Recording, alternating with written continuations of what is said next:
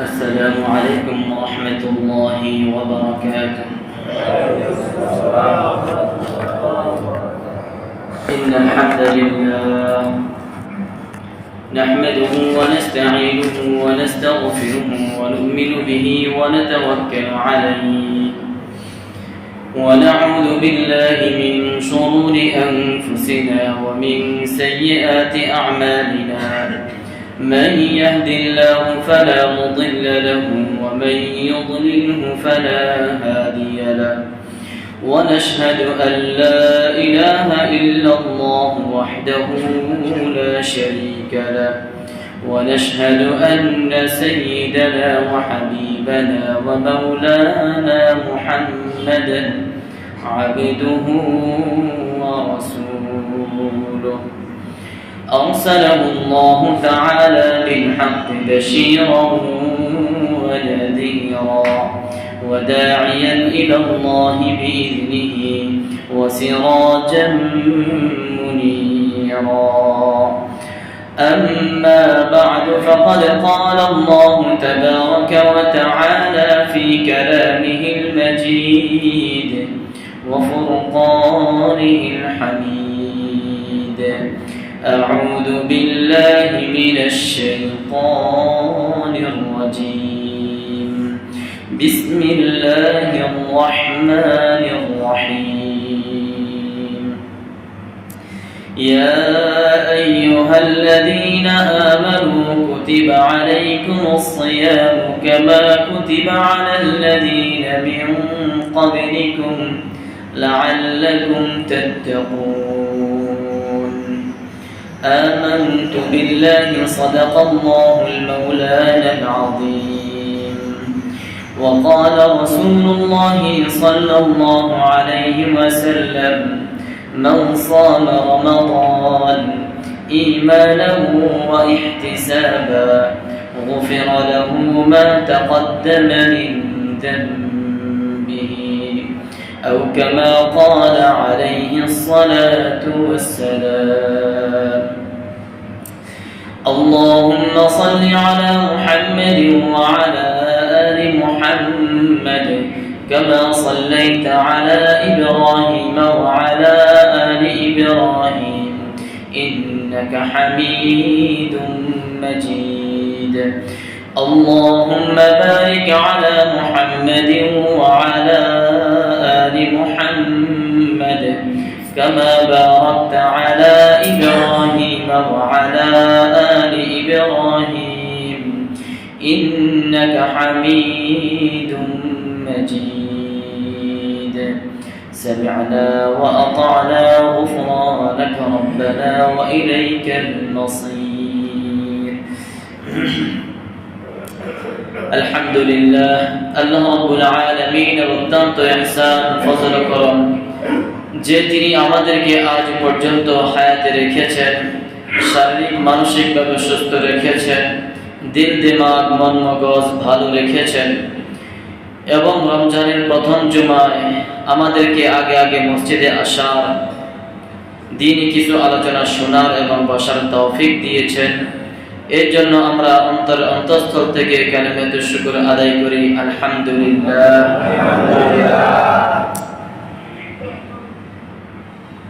রমজান মাসের আজকে প্রথম জুমা, দ্বিতীয় রোজা চলতেছে। কোরআন এবং হাদিসে আল্লাহ রাব্বুল আলামিন এবং রাসূলুল্লাহ সাল্লাল্লাহু আলাইহি ওয়াসাল্লাম এই মাসকে অত্যন্ত গুরুত্ব দিয়েছেন এবং এই মাসটাকে আল্লাহ রাব্বুল আলামিন নিজের মাস এবং অত্যন্ত প্রিয় হিসেবে ঘোষণা করেছেন। কারণ এই মাসটা অন্য বাকি মাসের মতো নয়। এই মাসে আল্লাহ রাব্বুল আলামিন সর্বদিক থেকে বান্দার উপর অনেক করুণা, অনেক রহমত, অনেক ক্ষমা, অনেক নাজাত বান্দার জন্য ঘোষণা করে দিয়েছেন। তো এই মাসের সর্বপ্রথম কাজ আল্লাহ রাব্বুল আলামিনের পক্ষ থেকে বান্দার উপর রোজা, যে রোজাটা ইসলামের স্তম্ভের একটি ইসলামের 5 স্তম্ভের মধ্যে একটি স্তম্ভ হলো রোজা, আর এটা ফরজ। অতএব প্রত্যেক বালেগ নরনারীর উপর রমজানের রোজা অবশ্যই অবশ্যই রাখতে হবে। যদি শরীরে কোনো ওজর থাকে মহিলাদের তাহলে ভিন্ন কথা, বা কারো এমন কোনো রোগ দেখা দিয়েছে যার কারণে সে রোজা রাখতে অক্ষম, তাহলে সেটা ভিন্ন কথা। ইসলামে এর জন্য অবকাশ তাদেরকে দিয়েছে। তো রোজা তো আমরা অবশ্যই রাখবো, কিন্তু কোন একটা জিনিসের প্রতি আমাদের আকর্ষণ আসতে হলে, এর প্রতি আমাদের আগ্রহ বাড়াতে হলে, যতক্ষণ না কোনো বিষয়ের প্রতি আমাদের আগ্রহ তখনই হয় যখন সেই বিষয়ের ফায়দা আমরা জানি, উপকারিতা আমরা জানি, লাভ জানি। যদি লাভ না জানি বা উপকারিতা না জানি, তাহলে খামাখা এই কাজটা করতে আমরা আগ্রহী হই না। তো আল্লাহ রাব্বুল আলামিন আমাদেরকে যে রোজা রাখার আদেশ করেছেন, এটা এমনিতেই করেননি। এটার মধ্যে আল্লাহ রাব্বুল আলামিন অনেক অনেক ফজিলত রেখে দিয়েছেন। হাদিসের মধ্যে এমন অসংখ্য অগণিত ফজিলতের কথা বর্ণিত আছে যে রোজা রাখলে কি হবে, বাস্তবে আমরা রোজাটা কেন রাখবো। 1 নাম্বার, রোজা এমন একটা ইবাদত যেটার সমান কোনো ইবাদত নেই। রোজার সমান কোনো ইবাদত নেই। রাসূলুল্লাহ সাল্লাল্লাহু আলাইহি ওয়াসাল্লামকে এক সাহাবী জিজ্ঞেস করলেন, আইয়ুল আমালি আফদাল, ইয়া রাসূলুল্লাহ, কোন আমল সবথেকে উত্তম? ফাকাল, রাসূল বললেন, আলাইকুম বিস-সাওম, তোমাদের উপর আবশ্যক হলো রোজা রাখা। রাসূল রোজাকে সর্বোত্তম আমল বলেছেন। কেন? ফাইন্নাহু লা ইদলা লাহু, কারণ রোজার সমান কোনো ইবাদত নেই। রাসূল হাদিসে বলতেছেন রোজার সমান কোনো ইবাদত নেই। রোজা এমন একটা ইবাদত যেটার সমতুল্য কোনো ইবাদত কি করা যাবে না। এটা স্বয়ং সম্পূর্ণ বিশেষ একটা ইবাদত। 2, রোজাদার রমজানে যার রোজা রেখে যত দোয়া আল্লাহর কাছে করে, আল্লাহ রাব্বুল আলামিন সব দোয়াকে কবুল করে নেন। সুবহানাল্লাহ। রাসূলুল্লাহ সাল্লাল্লাহু আলাইহি ওয়াসাল্লাম হাদিসে বলেন, সালাতু দাওয়াতিন মুস্তাজাবাতুন, 3 ব্যক্তির দোয়া আল্লাহ রাব্বুল আলামিনের কাছে গ্রহণযোগ্য। যখনই তারা দোয়া করে আল্লাহর সাথে সাথে কবুল করে নেন। 1, দাওয়াতুস সাইম, রোজাদার ব্যক্তি রোজা রেখে যা দোয়া করে আল্লাহ রাব্বুল আলামিন সব কবুল করে নেন। 2, আল মুসাফির, মুসাফির কোন ব্যক্তি যদি সফরে বের হয়, এই সফর অবস্থায় সে যা দোয়া করে আল্লাহ কবুল করেন। 3, আল মাজলুম, 3 নাম্বার, কোন নির্যাতিত নিপীড়িত ব্যক্তি, মাজলুম, সত্যিকার যে ব্যক্তি মাজলুম হয়, সে যদি আল্লাহর কাছে দোয়া করে, চাই সে কাফের হোক, কাফের সে যদি মাজলুম হয় আর সে যদি আল্লাহর কাছে দোয়া করে, আল্লাহ রাব্বুল আলামিন কাফেরের দোয়াও কবুল করে নেবেন। তাহলে সেখানে আমরা তো আল্লাহকে বিশ্বাস করি, আমরা তো আল্লাহকে মানি, সেখানে আমাদের মাজলুম হলে আল্লাহ আমাদেরটাও কবুল করে নেবেন অবশ্যই।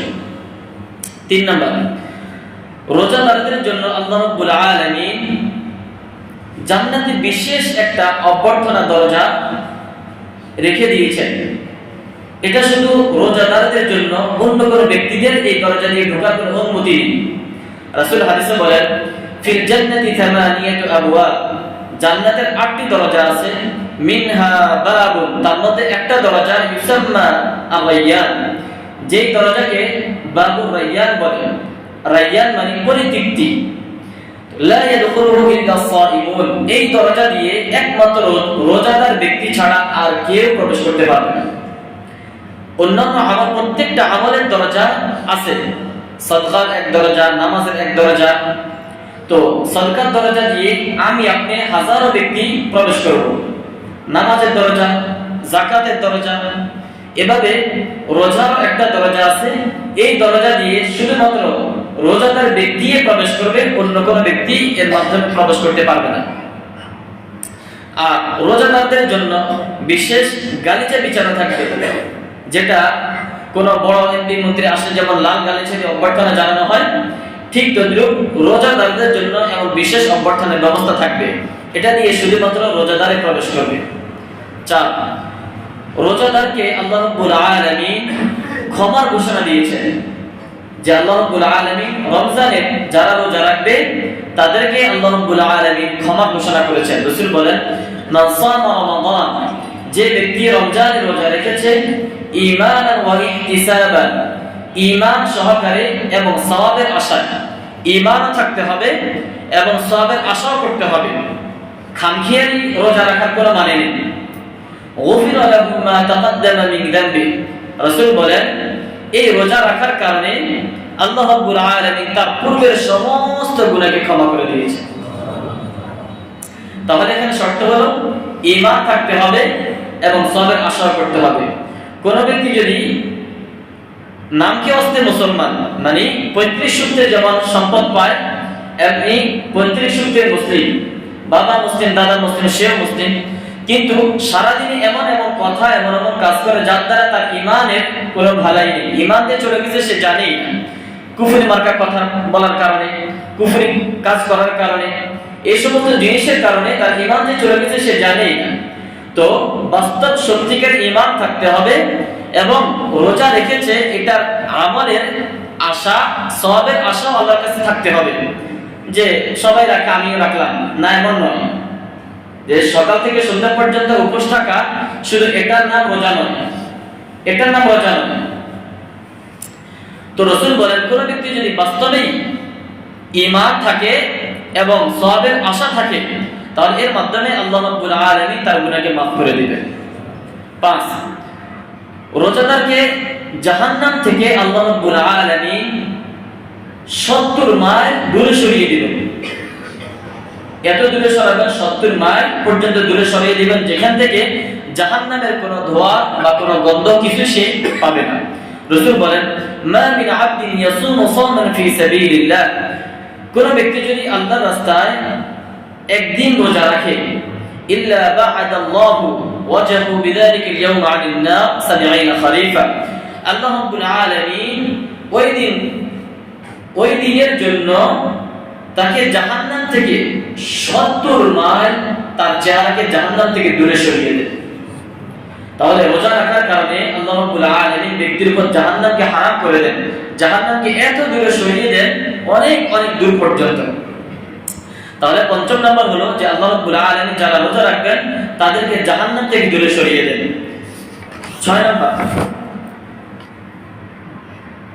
যারা রোজা রাখবে আল্লাহ রাব্বুল আলামিন রোজাদারের পুরস্কার নিজ হাতে তাকে অর্পণ করবেন। রোজাদারের সওয়াব, রোজাদারের পুরস্কার আল্লাহ নিজ হাতে তাকে দিবেন। রাসূল বলেন, কুল্লু আমাল ইবনি আদম ইউদাআফ, ইবনে আদমের, বনি আদমের প্রত্যেকটা নেক আমল, প্রত্যেকটা আমল দ্বিগুণ থেকে দ্বিগুণ হয়, কয়েক দ্বিগুণ আল্লাহ রাব্বুল আলামিন সওয়াব দিয়ে থাকেন। কিভাবে? আল হাসানাতু বিআশরি আমসালিহা ইলা 70 ضعف, যে প্রত্যেকটা নেক আমলের বিনিময়ে আল্লাহ 10 গুণ থেকে 70 গুণ পর্যন্ত সওয়াব দিতে থাকেন। এটা হলো সাধারণ মাসের সওয়াব। কিন্তু রমজান মাসের সওয়াবটা কেমন? রমজান মাসের সওয়াবটা হলো কোন ব্যক্তি যদি ফরজ ইবাদত আদায় করে, এক ফরজের কারণে 70 ফরজ আদায় করা সওয়াব। কিন্তু কোন ব্যক্তি যদি নফল আদায় করে, এক নফলের বিনিময়ে আল্লাহ ফরজ আদায় করার সওয়াব লিখে দিবেন। এটা আরো বাড়তেও পারে, এটা আল্লাহ রাব্বুল আলামিনের দরবার আরো বাড়তেও পারে।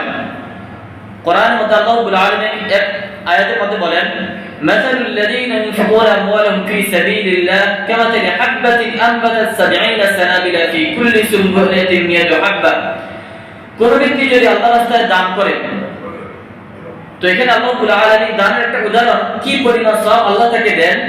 এটা যেমন একটা শীষের মধ্যে 100টা দানা থাকলো, তাহলে 100টা দানা, 100টা একটা শীষের মধ্যে, মাসালুল লাযীনা ইউনফিকুনা আমওয়ালাহুম ফী সাবীলিল্লাহ কামাসালি হাববাতিন আনবাতাত 70 সানাবিলা, যে একটা শীষের একটা দানার মধ্যে 60টা শীষ হলো, প্রত্যেকটা শীষের মধ্যে আবার 100টা করে দানা হলো, তাহলে কত হলো? 700। আল্লাহ রাব্বুল আলামিন 10 থেকে 700 পর্যন্ত সওয়াব দেন। আবার ওয়াল্লাহু ইউদাইফু লিমান ইয়াশা, কারো কারোর জন্য ইখলাসের পরিবর্তনে আল্লাহ কারোর জন্য 7,07 কোটি পর্যন্ত সওয়াব লিখতে থাকে। ওয়াল্লাহু ইউদাইফু লিমান ইয়াশা, এর মধ্যে আল্লাহ রাব্বুল আলামিন বিন্দু পরিমাণ কার্পণ্য করেন না, কারোর জন্য কি পরিমাণ বাড়াবেন এটা আল্লাহ রাব্বুল আলামিন ভালো জানেন। তো রাসূল বলেন ইল্লা সাওম, তবে রোজার মধ্যে কোনো গণনা নেই। রোজার মধ্যে আল্লাহ রাব্বুল আলামিন আমলের সওয়াব দিতে গিয়ে বিন্দু পরিমাণ বলেননি। রোজার সওয়াব আল্লাহ বলে দেননি, শুধুমাত্র এটা বলছেন ফাইন্নাহু লি ওয়া আনা আজজি বিহি, কারণ রোজা এটা বান্দা আমার জন্য রেখেছে আর এটার সওয়াব আমি নিজ হাতে তাকে দেব। কেন? কারণটা কি? কারণটা হলো ইয়াদা মুশাহওয়াতাহু ওয়া তুআমাহু মিন আজলি, কারণ এই রমজান মাসে দিনে বেলা সে যে রোজা রাখছে, এই রোজার কারণে সে আমার জন্যই সে পানাহারকে ত্যাগ করেছে এবং আমার জন্য সে নিজের মনের প্রবৃত্তি, মনের চাহিদা, স্ত্রীর সম্পর্কে সে ছেড়ে দিয়েছে, একমাত্র সে আমার কারণে। যদি আমার জন্য না হতো তাহলে আমি ঘরের দরজা বন্ধ করে কিছু খাবার খেয়ে নিলে কে আমাকে দেখবে? আমি পানিতে ডুব দিয়ে পানি গিলে নিলাম, গলা ভিজিয়ে নিলাম, কে আমাকে দেখতে পাবে? তাহলে আমি খাওয়ার জন্য চেষ্টা করলে অনেক উপায় আছে, আমি খেতে পারবো, পান করতে পারবো, কিন্তু আমি সেখানে আমার তৃষ্ণা লাগা সত্ত্বেও আমি পানি পান করিনি, অথচ আমার সামনে ঠান্ডা পানি মজুদ, আমার প্রচন্ড ক্ষুধা পেয়েছে, আমার সামনে খাবার আছে, কিন্তু আমি তারপরও গ্রহণ করিনি। ঘরে স্ত্রী আছে, মন চেয়েছে, তারপরও আমি তাকে স্পর্শ করিনি। এত কিছু হওয়া সত্ত্বেও সব কিছু বান্দা আমার জন্য করেছে, তো অতএব কারণে এর পুরস্কার আমি নিজ হাতে তাকে দান করব। কারণ এর মধ্যে বান্দার কোনো লোক দেখানো বা রিয়া, অহংকার কিছুই। রোজাটা একমাত্র বান্দা আল্লাহর জন্যই রাখে, এখানে কোনো অহংকার নেই বা কাউকে দেখানোর জন্য বান্দা সে রোজা রাখে না, একমাত্র আল্লাহর জন্য রোজা রাখে। 7 নাম্বার, রোজা এটা জাহান্নাম থেকে মুক্তির ঢাল স্বরূপ। কোন ব্যক্তি যদি যুদ্ধের ময়দানে যায় তো শত্রুর পক্ষ থেকে তীর, বল্লম এবং তরবারির আঘাত প্রতিহত করার জন্য যেমন লোহার ঢাল ব্যবহার করে, ঠিক তদ্রূপ রোজাটা জাহান্নাম থেকে মুক্তির জন্য ঢাল স্বরূপ কাজ করে। রাসূল হাদিসে বলেন আস-সাওমু জুন্নাহ, যে রোজা ঢাল স্বরূপ, অর্থাৎ ব্যক্তিকে জাহান্নাম থেকে মুক্তির জন্য ঢাল। তো যে ব্যক্তি রোজা রাখবে তার রোজাটা জাহান্নাম থেকে তাকে বাঁচানোর জন্য ঢাল হিসেবে কাজ করবে। 8 নাম্বার, রোজাদার ব্যক্তি দুনিয়া আখিরাতে খুশি থাকবে। রোজার কারণে সে আখিরাতে যেমন খুশি, দুনিয়াতেও আল্লাহ রাব্বুল আলামিন তার খুশির ব্যবস্থা করেছেন। কিভাবে? রাসূল বলেন লিস-সাইমি ফারহাতান, রোজাদারদের জন্য দুইটা খুশি। এক, ফাতরাতুন ইনদা ফারহাতুন ইনদা ফাতরিহি, যে এক খুশি হলো যখন সে সারা দিন রোজা রেখে ক্ষুধা এবং তৃষ্ণার্ত অবস্থায় যখন ইফতারের সময় হয় আর ইফতার সামনে নেয়, ওই সময় তার যে আনন্দ লাগে, যে খুশি লাগে, একটু পরে আযান হবে আর সে তৃপ্তি ভরে মন ভরে পানি পান করবে আর খাবে, এটা তাকে অনেক বেশি আনন্দ দেয়। তো রাসূল বলেন রোজাদারদের জন্য প্রথম খুশি হলো ইফতার সামনে নিয়ে ইফতার খাওয়া। 2, ওয়াফারহাতুন ইনদা লিকাই রাব্বিহি, 2 নাম্বার হলো আল্লাহ রাব্বুল আলামিনের সাক্ষাৎ জান্নাতের মধ্যে তার অর্জন হবে। 2 নাম্বার, জান্নাতের মধ্যে আল্লাহ রাব্বুল আলামিনের সাক্ষাৎ হবে, ওই সময় রোজাদার ব্যক্তি আরো বেশি খুশি হবে। তাহলে রোজাদারদের জন্য বিশেষ সাক্ষাতের ব্যবস্থা থাকবে। এমনি তো আল্লাহ রাব্বুল আলামিন জান্নাতে সবাইকে সাক্ষাৎ দিবেন, সবাইকে দিদার দিবেন, কিন্তু এই হাদিস দ্বারা বোঝা যায় যে আল্লাহ রাব্বুল আলামিন রোজাদারদের জন্য বিশেষ সাক্ষাতের ব্যবস্থা করবেন। নয়তো সাধারণ মানুষের সাথে আমার দেখা, এটা আমার বৈশিষ্ট্য কি হলো, সে দেখলো আমি দেখলাম, কিন্তু আমি যে রোজা রেখেছি এটার যে একটা খুশি আল্লাহ রাব্বুল আলামিন জান্নাতে তার দিদারের মাধ্যমে দিবেন, এটা হইতে পারে বিশেষ কোনো সাক্ষাৎ আল্লাহ রাব্বুল আলামিন দান করবেন। তাহলে দুইটা খুশি আল্লাহ দিবেন, একটা দুনিয়াতে আর একটা জান্নাতে, একটা ইফতারের সময় দুনিয়াতে আর একটা জান্নাতে আল্লাহ রাব্বুল আলামিনের সাক্ষাতের মাধ্যমে। 9 নাম্বার, রোজাদার রোজা রেখে সারাদিন ক্ষুধার কারণে তার মুখে যে দুর্গন্ধ আসছে, এই দুর্গন্ধ আমার কাছে অনেক বিটকুটে দুর্গন্ধ মনে হয়, কিন্তু রাসূল বলেন এই দুর্গন্ধটা আল্লাহ রাব্বুল আলামিনের কাছে মিশকি আম্বরের মতো। এই দুর্গন্ধ কিসের মতো? মিশকি আম্বরের মতো। রাসূল বলেন লা খুরুফু ফামিস সাইমি আতয়াবু ইনদাল্লাহ মিন রিহিল মিস্ক, যে রোজাদারের মুখের দুর্গন্ধ আল্লাহ রাব্বুল আলামিনের কাছে মিশকি আম্বর থেকেও আরো বেশি সুগ্রাম। মিশকি আম্বর চিনেন? কথা বলেন, মিশকি আম্বর চিনেন? অর্থাৎ হরিণের মৃগনাভি, এক ধরনের হরিণ আছে যেটা কুদরতিভাবে আল্লাহ রাব্বুল আলামিন তার নাভিতে একটা সুগন্ধি সৃষ্টি করেন। হরিণটা বেশি বড় হয় না, ছোট আকারে হয়। মায়া হরিণ দেখছেন আপনারা? মানে এমন ছোট আকার হরিণ হয় যেটা নাভিতে আল্লাহ রাব্বুল আলামিন একটা সুগন্ধি রেখে দিয়েছেন। এটাকে যারা প্রসেস করতে পারে, যারা এগুলো চাষ এই সমস্ত ছাগল পালে, আর এটা সব জায়গায় পাওয়া যায় না, এটা বিশেষ কিছু জায়গায় পাওয়া যায়, বিশ্বের কিছু কিছু বিশেষ জায়গায় পাওয়া যায়। তো এটা আমাবস্যা রাতে আল্লাহ রাব্বুল আলামিনের পক্ষ থেকে এক ধরনের একটা পানি আসমান থেকে আসে, যেই পানিটা জমিনে আসার পর এটা ওই হরিণের উপর ওই হরিণ এই পানিটাকে লাভ করে, তখন তার মৃগনাভি জন্মে। এটাকে কস্তুরী মিশকি আম্বর রূপান্তরিত হয়। কোন জিনিস যদি এটাকে পায় তাহলে ওই জিনিসের মধ্যে হীরামণি মুক্তা সৃষ্টি হয়। মানে এক এক শ্রেণীতে এক এক কিছু আল্লাহ রাব্বুল আলামিন সৃষ্টি করেন ওই বিশেষ পানির মাধ্যমে। তো এই হরিণের এই মৃগনাভি এটা কোটি কোটি টাকা, কথা বুঝা যাচ্ছে? এটার গ্রান অন্যরকম একটা গ্রান, এটা বোঝাবো কিভাবে এটা গ্রান কেমন? তো যাই হোক, তবে এটা নকল কিছু পাওয়া যায়, কারণ বেশি দামিটা তো পাওয়া মুশকিল, এটা সচরাচর আমাদের বাজারে থাকবে না। বিশেষ কোনো এই দোকানে কিছু রাখতে পারে স্যাম্পল হিসাবে, অন্তত না কিনলেও বলতে পারে যে মিশকি আম্বরে আততে একটু দেন, একটু গ্রান নেই, অনেক দামি আত, যেটা তুলনা করা যায় না। তো যাই হোক, তো মিশকি আম্বরের চেয়েও আল্লাহ রাব্বুল আলামিনের কাছে রোজাদারের মুখের দুর্গন্ধ অনেক প্রিয়, অনেক প্রিয়। কিন্তু সাধারণত আমরা একে অপরের সাথে কথা বলতে গেলে এক ধরনের একটা গন্ধ আমাদের কাছে বিরক্ত লাগে, কষ্ট লাগে, কিন্তু আল্লাহর কাছে এটা অনেক দামি, অনেক দামি। 10, রোজা রাখলে এটা শরীরের এক ধরনের যাকাত হয়। আমাদের সমাজে এক ধরনের কথা আছে যে যার টাকা আছে সে রোজা রাখে না, যার টাকা নাই রোজা তার জন্য। আপনারা জানেন কি? আমি জানি না, কথা বুঝে আসছে? রোজা কার জন্য? যার কাছে খাবারের কোনো ব্যবস্থা নেই, আর যার কাছে খাবারের ব্যবস্থা আছে, টাকা পয়সা আছে, সে রোজা রাখবে কেন? এটা তারা বলে কি? তো তারা রোজা রাখতো না, কিন্তু রাসূল হাদিসে কি বলেন? লিকুল্লি শাইইন যাকাতুন, প্রত্যেকটা জিনিসের যাকাত আছে। ওয়া যাকাতুল জাসাদি আস-সাওম, আর শরীরের যাকাত হলো রোজা রাখা। সম্পদের যাকাত আছে না? মালের যাকাত আছে না? আপনি যে জমিতে ফসল করেন সেটার যাকাত আছে না? প্রত্যেকটা জিনিসের যাকাত আছে। যাকাত মানে কি? পবিত্রতা। যাকাত মানে কি? পবিত্রতা। আপনি সম্পদ কামিয়েছেন, এই সম্পদকে পবিত্র করার জন্য যাকাত। আপনি ফসল জমিয়েছেন, এই ফসল যে উৎপন্ন করেছেন ফসলটাকে পবিত্র করার জন্য ফসল যাকাত। কথা বুঝা যাচ্ছে? তো ঠিক তদ্রুপ আপনার শরীরের মধ্যেও বিভিন্ন ধরনের রোগ বালাই আছে, এগুলিকে দূর করার জন্য, এগুলি থেকে নিজের শরীরকে হেফাজত পবিত্র করার জন্য যাকাত। রোজার মাধ্যমে আল্লাহ রাব্বুল আলামিন আপনার শরীরের অসংখ্য অগণিত রোগকে দূর করে দেন।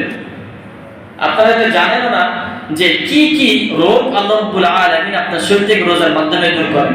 অনেক রোগ। কোন ব্যক্তি যদি এখানে ডাক্তার থাকেন তিনি হয়তো ভালোই জানবেন যে বাস্তবে আল্লাহ রাব্বুল আলামিন রোজার মাধ্যমে কি পরিমাণ রোগ দূর করেন, যদি ওনার রিচার্জ থেকে থাকে। আর যদি ওনার রিচার্জ না থাকে তাহলে উনি জানবেন না। 11 নাম্বার, রোজা মানুষদেরকে পাক সাফ রাখতে শেখায়, পবিত্র রাখতে শেখায় এবং গুনাহ থেকে বাঁচতে শেখায়। রাসূল হাদিসে বলেন, মান ইসতাতা আনিকুমাল বাআ ফালিয়াতাযাওয়াজ, তোমাদের মধ্যে যাদের সামর্থ্য আছে বিবাহ করার তারা যেন বিবাহ করে। অর্থাৎ পুরুষ সে ভরণ পোষণ দিতে সক্ষম, শারীরিকভাবেও সক্ষম, এবং স্ত্রীকে ভরণ পোষণ দিতে, তাকে আলাদা রাখতে, তার জন্য খাবার দাবার জামা কাপড় ব্যবস্থা করতে এটা যেমন সে সক্ষম, তেমনি শারীরিক চাহিদা মেটানোর জন্য সে শারীরিকভাবে সক্ষম। যদি এমন হয় তাহলে সে যেন বিবাহ করে। কারণ ফাইন্নাহু আগাদ্দু লিল বাসার ওয়া আহসানু লিল ফারাজ, এর মাধ্যমে তার চোখের হেফাজত হবে এবং লজ্জাস্থানের হেফাজত হবে। আর যদি ওমান লাম ইস্তাতি', সে যদি বিবাহের যোগ্য না হয়, অর্থাৎ শারীরিক সুস্থতা থাকলেও ভরণ পোষণ দিতে অক্ষম, বা ভরণ পোষণের সামর্থ্য থাকলেও শারীরিক সে অক্ষম, তাহলে এই ব্যক্তি কি করবে? এই ব্যক্তির জন্য রাসূল বলেন ফাআলাইহি বিস-সাওম, এই ব্যক্তি যেন রোজা রাখে। তাহলে এই রোজা রাখাটা এটা তার যে কামনা বাসনা আছে, একটা আকর্ষণ আছে, এটা দমাবে। এটা কি করবে? দমাবে। রোজার মাধ্যমে তার শাহওয়াত এবং কুপ্রবৃত্তি, বিভিন্ন নারীর প্রতি তার আকর্ষণ এটা কমবে। কারণ রোজা এটা বান্দা কার জন্য রাখে? আল্লাহর জন্য রাখে। এখন সে যদি এই সমস্ত উল্টাপাল্টা কাজ করে, উল্টাপাল্টা নজর দেয়, তাহলে এর মাধ্যমে তার রোজা থাকবে নাকি? থাকবে না, থাকবে না। তাহলে রোজার মাধ্যমে ব্যক্তি যেমন গুনাহ থেকে হেফাজত থাকবে, এমনি ভাবে সমস্ত অন্যায় অপরাধ থেকেও সে কি থাকবে? হেফাজত থাকবে, নিরাপদ থাকবে। 12 নম্বর, রোজাদারদের জন্য আল্লাহ রাব্বুল আলামিন বিশেষ এক মাখলুক অর্থাৎ ফেরেশতারা তার জন্য দোয়া করতে থাকেন। ফেরেশতা এমন এক সৃষ্টি যাদের কোনো গুনাহ নেই, বা যারা গুনাহ কি সেটাই জানে না। গুনাহ হওয়া তো পরে কথা, গুনাহ কি সেটাই জানে না, গুনাহ করার যোগ্যতাই আল্লাহ তাদের ভিতরে দেননি। এমন নিষ্পাপ একজন মাখলুক আল্লাহ কাছে সবসময় রোজাদার ব্যক্তির জন্য দোয়া করতে থাকে। কিসের? ক্ষমার দোয়া করে। হাদিসে আছে রাসূল সাল্লাল্লাহু আলাইহি ওয়াসাল্লাম বলেন ওয়াতাস্তাগফিরু লাহুমুল মালায়েকা হাত্তা ইফতিরুন, যে রোজাদার ব্যক্তি ইফতার করার পর্যন্ত ফেরেশতারা ওই ব্যক্তির জন্য দোয়া করতে থাকে, ক্ষমা চাইতে থাকে আল্লাহর কাছে। যে ফেরেশতারা ওই বান্দার জন্য ক্ষমা চায় কতক্ষণ পর্যন্ত? ইফতার পর্যন্ত ক্ষমা চাইতে থাকে।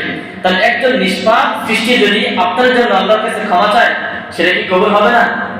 অবশ্যই কবুল হবে। কিভাবে কবুল হবে? মনে করেন আপনারা আলেমদের কাছে দোয়া চান না, হুজুরের কাছে দোয়া চান না, কেন চান? হুজুর কি ফেরেশতা? আর কথা বলে না কেন? হুজুর কি ফেরেশতা বা কোন নবী? কিচ্ছু না। কিন্তু কেন চান? আপনার ভক্তি এবং শ্রদ্ধা এটা আছে যে উনি আমার থেকে ইলমে আমলে ভালো, উনি আমার থেকে ইলমে আমলে ভালো, এবং আল্লাহর নৈকট্য প্রাপ্ত একজন ব্যক্তি, যিনি সবসময় ইবাদত করেন, ভালো কাজ করেন, গুনাহ থেকে নিজেকে বাঁচান, এমন ব্যক্তির দোয়া আল্লাহর কাছে কবুল হবে। এটাই তো, তাই না? তো ঠিক তো, আমি মানুষ হওয়া সত্ত্বেও আমার ব্যাপারে আপনাদের সুধারণা, এই কারণে আমার কাছে দোয়া চান। তাহলে একজন নিষ্পাপ সৃষ্টি যার কোনো গুনাহ নেই, সে যদি আপনাদের জন্য দোয়া করে, সেটা কি কবুল হবে না? হ্যাঁ। তো ফেরেশতারা রোজাদারদের জন্য ইফতার পর্যন্ত ক্ষমা চাইতে থাকে যে আল্লাহ এই বান্দাকে ক্ষমা করে দেন। 13 নম্বর, রোজাদারকে আল্লাহ নিজ হাতে জান্নাতি ফল খাওয়াবেন। আল্লাহু আকবার। যারা রোজা রাখবে আল্লাহ রাব্বুল আলামিন জান্নাতে রোজাদারকে ফল খাওয়াবেন। ফল দ্বারা তাদেরকে কি করবেন? আপ্যায়ন করবেন। রাসূল হাদিসে বলেন মান মানাহু সিয়াম মিনাত তাআমি ওয়াশ শারাব ইয়াশতাহিহি, যাকে খাবার এবং পানাহার থেকে রোজা নিষেধ করেছে, যে খাবার এবং পানীয় গ্রহণ করার ব্যাপারে তার আগ্রহ ছিল, খাবার দেখছে, মন চেয়েছে, রাস্তা দিয়ে যাচ্ছে, সুস্বাদু খাবার ঘ্রাণ আসতেছে, পানি দেখতেছে, তার পিপাসা পেয়েছে, পেটও ক্ষুধা আছে, কিন্তু রকমারি খাবার দেখা সত্ত্বেও সে এগুলো থেকে নিজেকে বাঁচিয়েছে, আল্লাহ রাব্বুল আলামিন তাকে কি করবেন? আত'আমাহুল্লাহু মিন থিমারিল জান্নাহ, আল্লাহ রাব্বুল আলামিন ওই বান্দাকে জান্নাতি ফল খাওয়াবেন। ওয়া সাকাহু মিন শারাবিহা, এবং জান্নাতি পানিও তাকে পান করাবেন। কাকে? যে ব্যক্তি রোজাদার, খাবারের আগ্রহ ছিল, পানির আগ্রহ ছিল, তারপরেও রোজা তাকে এগুলো থেকে বাধা দিয়েছে, আল্লাহ থেকে জান্নাতি ফলের ব্যবস্থা করবেন এবং পানির ব্যবস্থা করবেন। 14 নম্বর, রোজাদারদের জন্য আল্লাহর কাছে সুপারিশ করবে। কিয়ামতের ময়দানে আল্লাহ রাব্বুল আলামিন অনেককে সুপারিশের অনুমতি দিবেন। হাফেজকে, আলেমকে, শহীদকে, নবীকে, নেককার ব্যক্তিদেরকে এভাবে সুপারিশের অনুমতি দিবেন। আবার দুইটা বিষয় এমন আছে যাদেরকে আল্লাহ রাব্বুল আলামিন বিশেষ সুপারিশের অনুমতি দিবেন। এক রোজা, আর এক হলো কোরআন। রাসূল হাদিসে বলেন আস-সিয়াম ওয়াল কোরআন ইয়াশফাআন লিল আবদ, যে কিয়ামতের ময়দানে আল্লাহ রাব্বুল আলামিনের দরবারে রোজা এবং কোরআন সুপারিশ করবে। ইয়াকুলু সিয়াম, রোজা বলবে আয় রব ইন্নী মানাতু আত-তাআম ওয়াশ-শাহওয়াত বিন-নাহার, যে আল্লাহ আমি এই বান্দাকে রমজানের দিনের বেলা পানাহার থেকে এবং স্ত্রীর সম্পদ থেকে নিষেধ করেছি। ফাশফিআনি, অতএব আজকে আপনি আমার সুপারিশ গ্রহণ করুন। তো আল্লাহ রাব্বুল আলামিন রোজার সুপারিশ গ্রহণ করবে। আবার কোরআন বলবে ইয়া আল্লাহ এই ব্যক্তিকে আমি রাত্রি বেলায় জাগ্রত করে রেখেছি, তাকে ঘুমাইতে দেই নাই, সে আমাকে তেলাওয়াত করেছে, অতএব আজকে আপনি আমার সুপারিশ গ্রহণ করুন। তখন রোজা এবং কোরআন আল্লাহর কাছে সুপারিশের দরখাস্ত করবে। আল্লাহ রাব্বুল আলামিন রোজা এবং কোরআন উভয়ের সুপারিশ গ্রহণ করবেন। তো উভয়ের সুপারিশ যদি গ্রহণ করেন তো আপনার জন্য কিসের পুরস্কার? ক্ষমা এবং জান্নাতের। ক্ষমা এবং জান্নাতের। তাহলে রোজা রাখলে আল্লাহ রাব্বুল আলামিনের পক্ষ থেকে পুরস্কার আছে না নাই? লাভ না ক্ষতি? হ্যাঁ, 15টা বললাম। আরো অনেক অসংখ্য অগণিত ফজিলতের কথা রাসূল সাল্লাল্লাহু আলাইহি ওয়াসাল্লাম বলেছেন। তো রোজা রাখলে এই সমস্ত সওয়াব আল্লাহ রাব্বুল আলামিন আমার আপনার আমলনামায় লিখে দিবেন। কিন্তু আফসোস তো হলো এখনো পর্যন্ত অনেকে রোজা রাখার নিয়তটা পর্যন্ত করেনি। সে যে রোজা রাখবে এটার কোনো নিয়তই তার অন্তরে নেই। তার কাছে রমজান মাস অন্যান্য মাসের মতোই, রমজান কোত্থেকে শুরু হলো মানুষ থেকে শুনেছে, আবার কিছুদিন পরে চাঁদ উঠবে, ঈদ, সে এভাবেই যাবে। কোন দিক দিয়ে রমজান আসছে, কোন দিক দিয়ে শেষ হবে, এটা তার কোনো খবর নেই। সে অন্য মাসের মতোই এই মাসটাকে ব্যবহার করে, অথচ তার এই জিনিসটার কোনো খবর নেই যে এই মাসে আল্লাহ রাব্বুল আলামিন যেই পরিমাণ ক্ষমা ঘোষণা করেছেন এবং জাহান্নাম থেকে মুক্তির ঘোষণা করেছেন, রহমত বরকতের কথা বলেছেন, আমি 11 মাস যা করেছি এই মাসটা অন্তত যদি আল্লাহর জন্য দেই, আল্লাহ রাব্বুল আলামিন হয়তো এর উসিলায় আমার বাকি 11 মাসের গুনাহকে মাফ করে দিবেন। আমি যে গুনাহ করে জাহান্নামের নিকটবর্তী হয়েছি, হয়তো এই উসিলায় আল্লাহ রাব্বুল আলামিন জাহান্নাম থেকে আমাকে দূরে সরিয়ে দিবেন। হতে পারে না? কিন্তু আফসোস আমাদের অবস্থা পরিবর্তন আর হলো কবে? আমরা যেমন নিজে রোজা রাখি না, আবার অন্যকে রোজা না রাখতে উদ্বুদ্ধ করি। রোজা না রাখতেও উদ্বুদ্ধ করি। কিভাবে? অর্থাৎ দিনের বেলায় আমি অন্যের জন্য খাবারের ব্যবস্থা করে রাখলাম। তাহলে যে ব্যক্তি রোজা রাখে না, সে রোজা রাখে না এই কারণে যে আমি যদি রোজা না রাখি তাহলে অসুবিধা নেই, খাবারের কোনো সমস্যা হবে না। ঘরে খানা না থাকলেও বাইরে খাবারের ভরপুর ব্যবস্থা আছে। এই যে একটা বিষয়, একটা মুসলিম রাষ্ট্রে বাস করা সত্ত্বেও রমজান মাসে খাবারের হোটেলগুলো, চা স্টলগুলো এবং বিভিন্ন রকমের খাবার আয়োজন, এই সমস্ত জিনিস হতে থাকে, এটা একজন মুসলিম দেশের জন্য কাম্য নয়। মুসলমানদের জন্য এটা কখনো কাম্য নয়। এটা হতেই পারে না। জানি না এর মাধ্যমে আপনার পকেটে কি পরিমাণ অর্থ আসবে, কিন্তু আমি মনে করি এটা অর্থ নয়, আপনি এটা জাহান্নাম আপনার পেটে ঢুকাইতেছেন, আপনার পকেটে ঢুকাইতেছেন, আপনার সন্তানের জন্য আপনি জাহান্নাম ক্রয় করতেছেন। কিভাবে? আমি রোজা রাখি না, এটা একটা গুনাহ। গুনাহ নয়? আপনাকে রোজা না রাখতে সুযোগ করে দেওয়া, এটাও কি গুনাহ নয়? হ্যাঁ, শেখ সাদি রহমাতুল্লাহ আলাইহি একটা সুন্দর কথা বলেছেন, খবিসরা চু তাআহুদ গুনি বানাওয়াজি বদৌলতে তু গুনাহ মি গুনাত বাহমবাজি। তিনি বলেন, তুমি যদি কোনো পাপাচারীকে গুনাহ করার সুযোগ করে দাও, তাহলে তোমার প্রশ্রয় পেয়ে সে যেই গুনাহ করেছে সমান তারে গুনাহ আল্লাহ তোমার আমলনামে রেখে দিবেন। নাউযুবিল্লাহ। তাহলে আপনি রোজা রাখেননি, ভালো কথা, কিন্তু আরেকজনকে রোজা না রাখার ব্যবস্থা করে দিয়েছেন। আপনার সুযোগ পেয়ে সে রোজা না রাখার হিম্মত করেছে। যদি আপনার দোকান, আপনার খাবারের ব্যবস্থা না থাকতো, সে রোজা না রাখলেও অন্তত উপোস থাকতো, কারণ খাবারের ব্যবস্থা নেই, খাবার খাবে কোথায়? তখন নিরুপায় হয়েও সে রোজা নিয়ত করতে বাধ্য হতো। আর একটা মুসলিম রাষ্ট্রে কিভাবে মানা যায় যে একজন মুসলিম হওয়া সত্ত্বেও সে রোজা রাখে? হ্যাঁ, যারা মজদুরি করে এর কারণে তারা যে ওজর পেশ করতেছে, এটা কোনো ওজর নয়, এটা মালিক পক্ষ থেকে দেওয়া হবে যে তোমার কারণে তোমার মজদুর রোজা রাখতে পারে না, তুমি তাদের ডিউটি কমাও, তাদের উপর কাজের চাপ কমাও, যারা তোমার কারণে তারা রোজা রাখতে পারে, এবং তুমি যেন আল্লাহর দরবারে নিজেকে আসামি হিসেবে দাঁড় করাতে না পারো।